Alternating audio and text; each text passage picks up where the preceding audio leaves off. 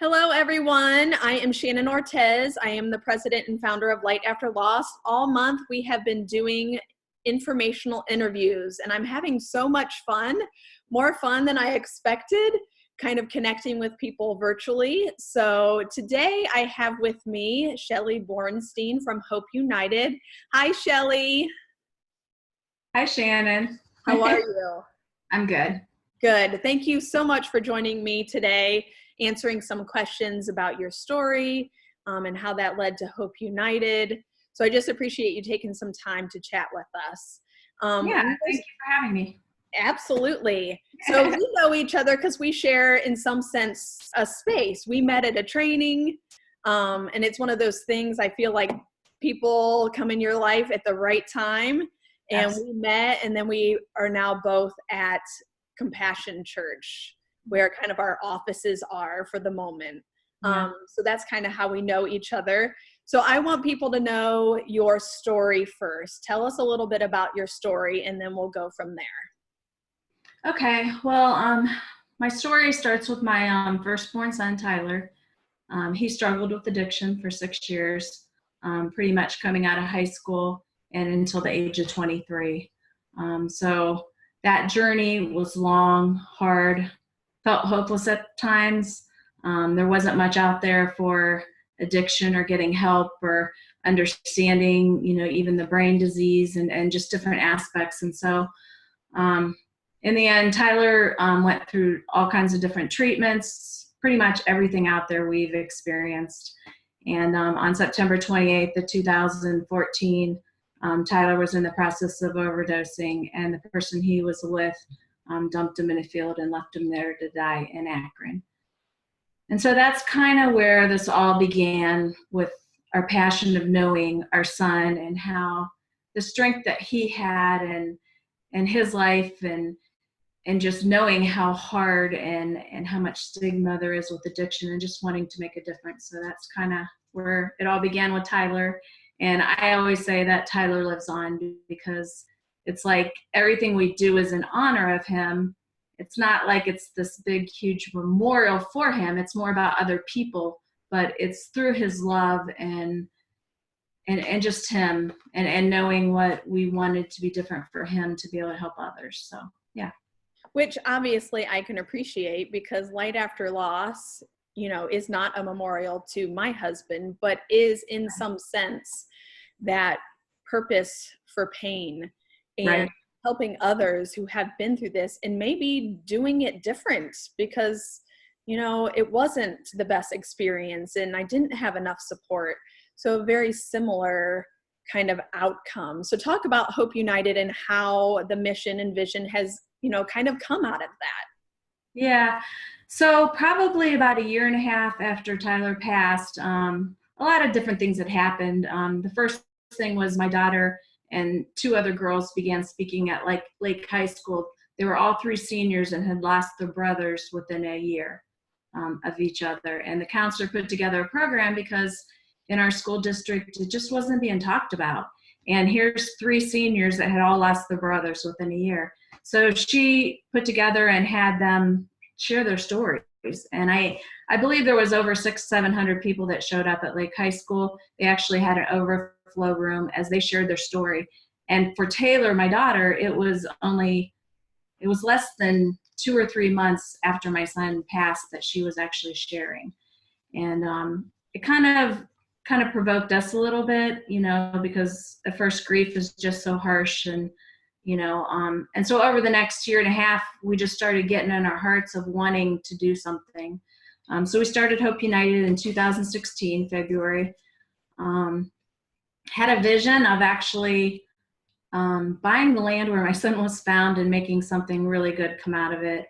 Didn't really know exactly what that was, but that was kind of the first vision of it. As it's grown, it's really about just giving people hope, from people struggling with addiction to recovery, to families who have lost somebody, to families struggling in addiction. It's just really about giving hope and showing, just ways to help them. So, yeah. Awesome. What an amazing story. So talk about what Hope United has been able to accomplish when it comes to, and I love the fact that it's kind of all encompassing, whether you're struggling, whether you're in recovery, whether you've lost someone, you kind of have the whole gamut. So what have you been able to accomplish, and where are you headed? I'm excited about where you're headed. Well, I mean, in those several years, a lot has happened. We really had to narrow down what our focus was. And so we kind of put it into three categories: education, support, and recovery. Education, my husband goes out and speaks. He's actually spoke locally to many schools, churches, and even nationally to many Teamster groups and different other organizations or labor movements. So education is just huge, educating people on the disease of addiction and helping them understand to break that stigma. The second piece is our support group. I've had the WELL support group, which is a support group for people who have lost someone to addiction.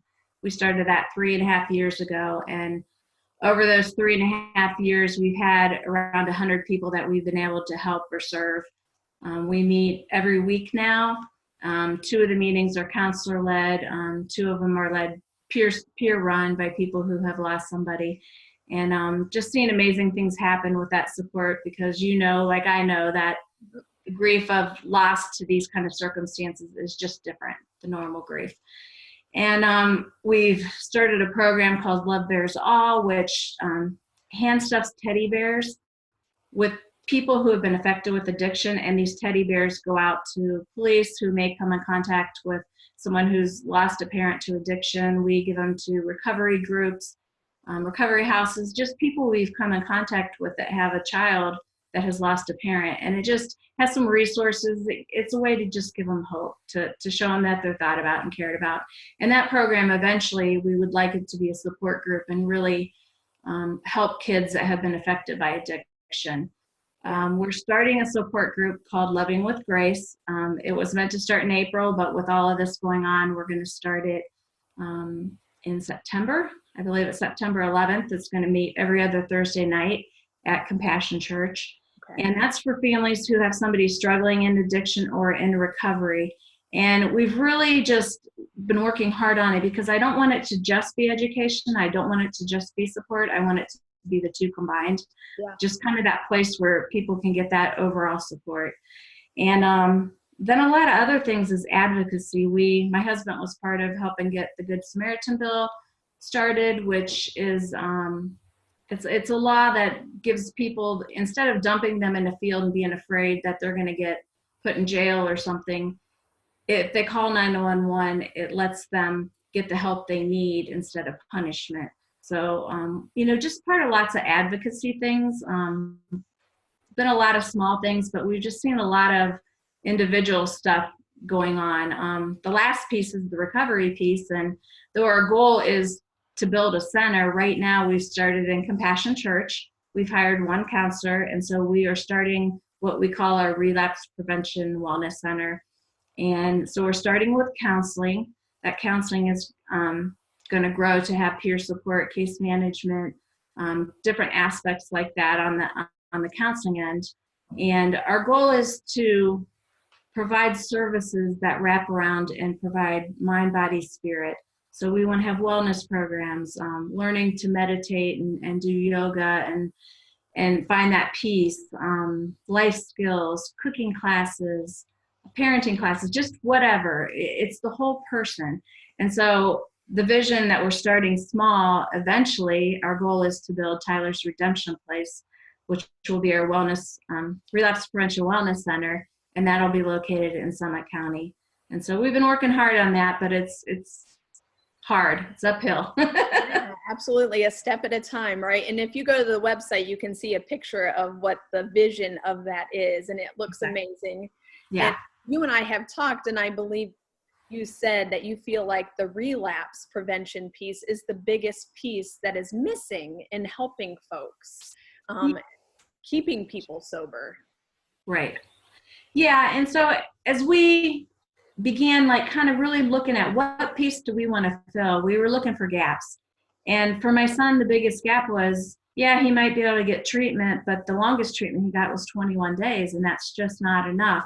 And even if it's 30, 60, 90 days of treatment, it takes your brain a year to heal.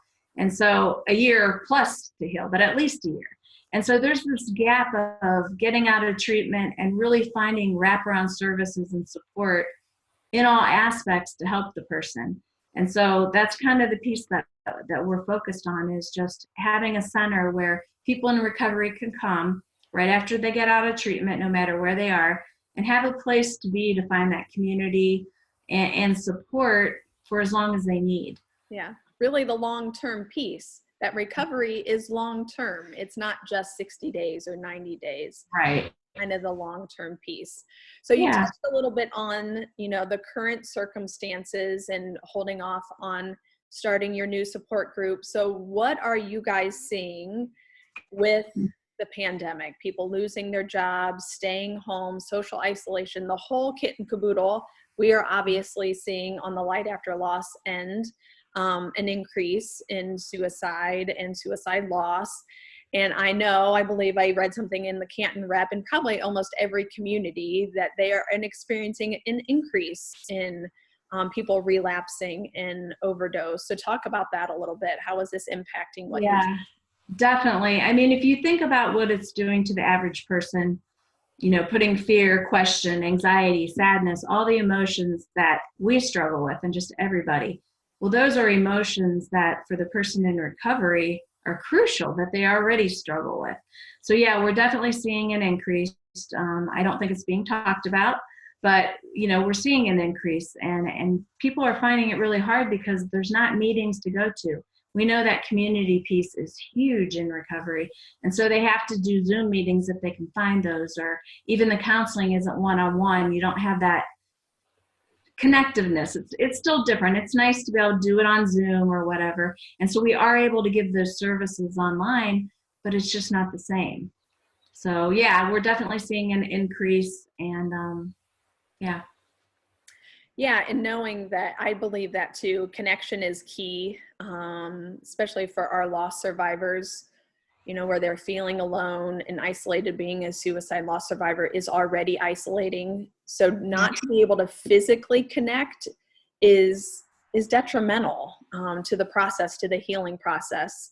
Not being able to have your traditional funeral or family coming in for support has really impacted people, and it's really sad to watch.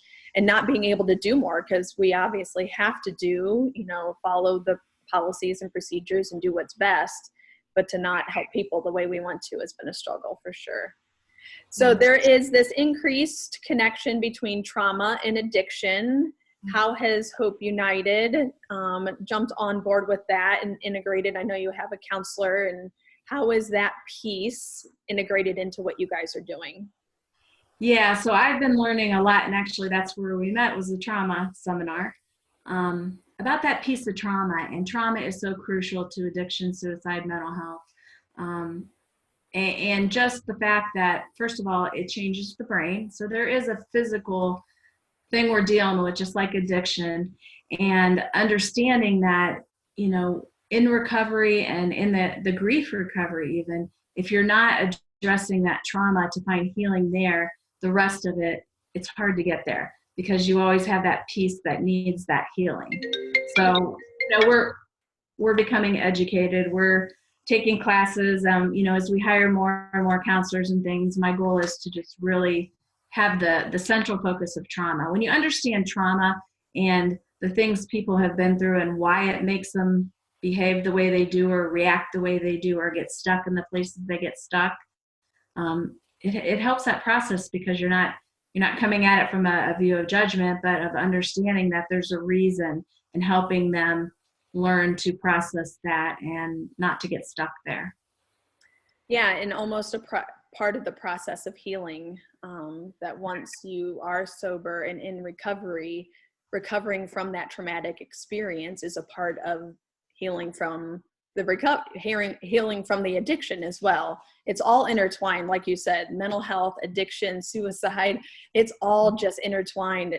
And being able to just focus on one is really ineffective. It's the whole self, the whole health approach that's important. Yeah, and even in my own experience with the ladies from the Well or support group for loss, I'm seeing that so many of them have PTSD or trauma. And in my own experience, I didn't realize some of the ways that I just responded to things because I had that PTSD and that trauma.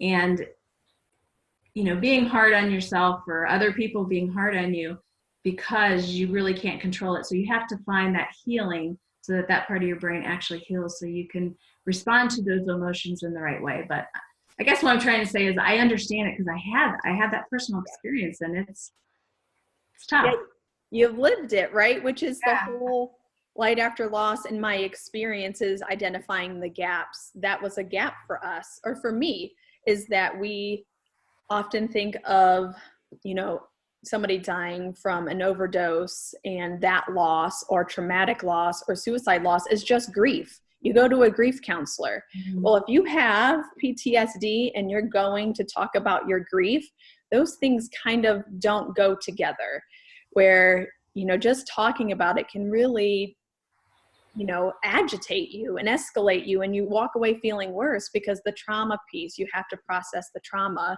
as much as you process the grief. And knowing that the reason I'm walking around being agitated and yelling at people is because I have PTSD. Right.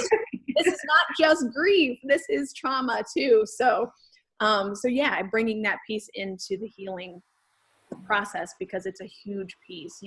I believe you can't even address the grief until you've addressed the trauma. Right. So I appreciate your personal perspective on that. So switching gears, losing someone to addiction, what for you has been the toughest part?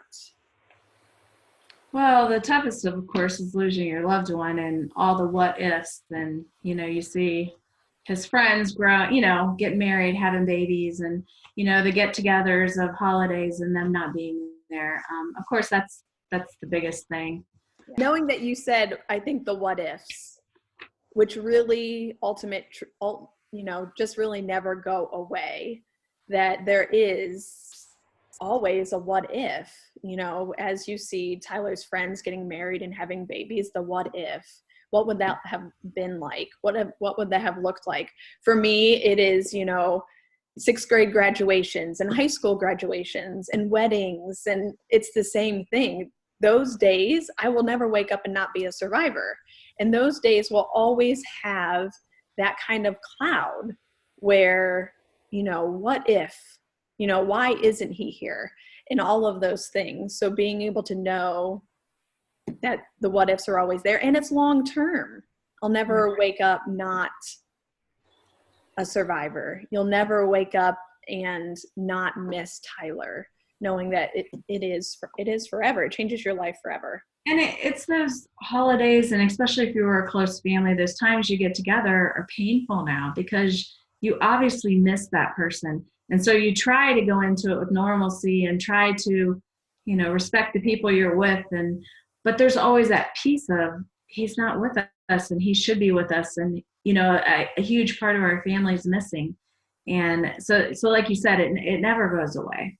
Yeah. You know, I call it the pig pen cloud. If what? you watch the Peanuts and the pig pen, he always has this kind of cloud around him. Okay. Every experience, no matter what I'm doing, there is a pig pen cloud, because there's the reality that he's not here, that he should be here. Why isn't he here? And so there's always that kind of, even on the sunniest days, there's kind of that pig pen cloud that is always lingering. So what do you do on the hard days? What has been most helpful for you in your healing and your journey? It's like, okay, I know there are going to be hard days. It is what it is. So what do I do? Self-care. Yeah. Well, at first it's really hard. You know, if you get out of bed, that's a good day. You know, or if you if I have showered and done my hair, it's a great day. Yeah. And early on, that's what I tell the people at my support group is, you know, if I made it to the grocery store that day, that's an accomplishment. I should be, you know, happy. But, you know, as time went on, my faith is huge, and it always has been. And this hasn't diminished my faith, it's strengthened it. And so, you know, the first thing I do is I spend time in the Bible with the Lord. And that is a strong sense of support and healing for me. lamenting, learning to lament and to cry out to God, knowing that it's okay to be sad. It's okay for these feelings, and just pouring it out. The taking care of yourself. Me and my husband probably started back exercising within a week or two because that was important to us. And we knew for our anger and any of the things we're going through, we needed that physical part. So we talk a lot about at the well about getting the physical help. Learning new techniques of tapping and different things have been helpful to me too. Learning how to calm my system after being in PTSD, like going through yoga poses and learning to just quiet your mind, and journaling. Journaling's been huge. So I don't think there's like just one thing, but if I would go to one thing, it would be my faith. Okay. So Yeah, and that's almost like there's no right or wrong answer, obviously, but to have a toolbox in itself is a right thing, because you never know on what day something that's going to hit the right note. And you're right, like there's some days where I need to physically move, and yoga's big for me, running, I need to physically move. And then there are days where it is, I just need a nap and I need to sleep. So having a toolbox of things, and then being able to use them. I think as we get farther along in our journey, we feel like, oh, I shouldn't need this anymore. I should be okay. Letting go of the shoulds and knowing 20 years down the road, I'm still going to need to calm my system and breathe, and that those are good things, general life skills that are good no matter what you're going through, but even if, especially if you've had trauma. And I think learning to not be so hard on yourself. Like I was always a type A personality. I had everything in perfection, and learning that, okay, if my house is a mess, that's okay. Don't be hard on myself. You know what I mean? You kind of learn to adjust and not be so hard on yourself. You have to. Yeah, grace, giving yourself grace. I think I've Right. always been really good at giving everybody else grace, not so much myself. And I think being a survivor, it really sets things in perspective. My house being dirty and deciding to spend more quality time with my kids, at the end of the day, it's going to matter more. So giving myself grace as much as I give to others, I think has been a learning curve and a skill that I've gotten out of all of this. Yeah, So, definitely. and that kind of goes to the next question is, obviously Hope United encourages people to ask for help, to get support. We're not designed to do this by ourselves. Do you think that goes for, and I already kind of know your answer because you answered it a little bit, for those who have lost someone too? I think a lot of times we feel like we need to be the strong ones and to take care of ourselves after something like this kind of falls to the bottom of the barrel instead of the top of the barrel, that we need, I need to take care of everybody else that is hurting versus taking care of myself. So how do you encourage people who have lost someone? I know you have the support group. So how do you encourage people to engage in that kind of? Well, we need to work through our emotions, by journaling, by talking, by coming into community with other people that understand, because let's face it, most of my good friends don't understand where I'm at. They can support me, but not in the same way. I mean, I can't even tell you the bond that the ladies at the well have. We can come from so many different aspects of life that beforehand we would have never been friends probably. It's just, but now we have this common bond of understanding what each other's going through. And last night we had one of the best meetings. We took rocks and we just wrote the emotion that we were struggling on and kind of thought about it. And then these ladies shared, and we're talking tears and just really sharing their heart and feeling that freedom to share and open up. Because if we stuff it, there's not going to be healing. And I think for grief, it's really easy to get stuck. It's work. It's hard work, but it's worth the work because you can move forward. Like I said, I've built relationships with so many amazing people that I never would have met, that has, even though I'm leading it, has strengthened me by their wisdom and how they heal, and just talking through things. Just meeting one-on-one with somebody is helpful, just to be able to share it and, have that other person just listen and hear you and not give you advice. It's like you just got to really process through it. So, yeah. Yeah, and one of the kind of the mantras that Light After Loss uses is emotions need motion, that if you're not moving through them in some way, you are going to get stuck. Right. The only way to get through it is to go through it. So being able to, what some would say is the process of mourning, where you're not just grieving, but you are allowing yourself to feel all of the emotions and talk about them and move through them and really share that process with somebody. So what is your biggest, I guess, advice for those who have lost someone to addiction? Well, to get that help, to find whether it be a single person that you're able to talk to and connect with, to support groups. We have so many outlets that women have used, Facebook groups, to meeting in person. Some just might have somebody close to them that helps them. But I will say that a lot of times even family don't really understand, and it's just hard for them. A lot of people in society don't understand grief in general, like as far as they don't want to go there because that's their worst fear.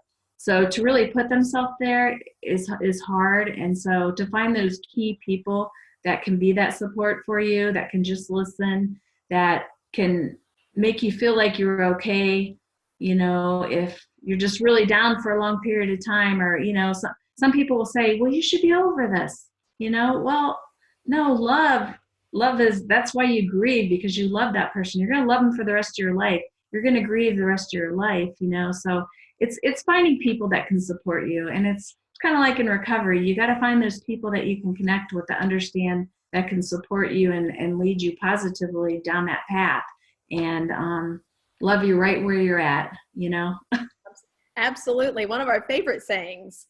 And knowing that a lot of times, and it sounds as though it is similar to suicide loss, that relationships do change.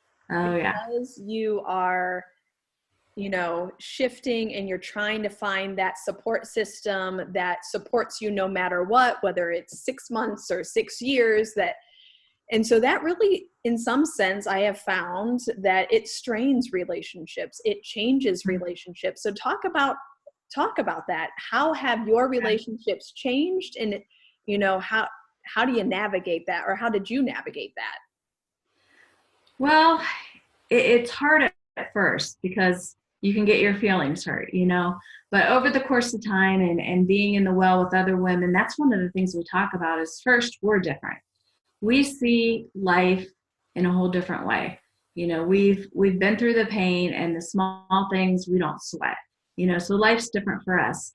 But then, just like I said, some friends can handle it, some friends can't. And so along the way, your friends do change. And some people that you might have spent a lifetime with kind of go away, because I want to say it's they don't really know how to deal with it, or they don't want to deal with it.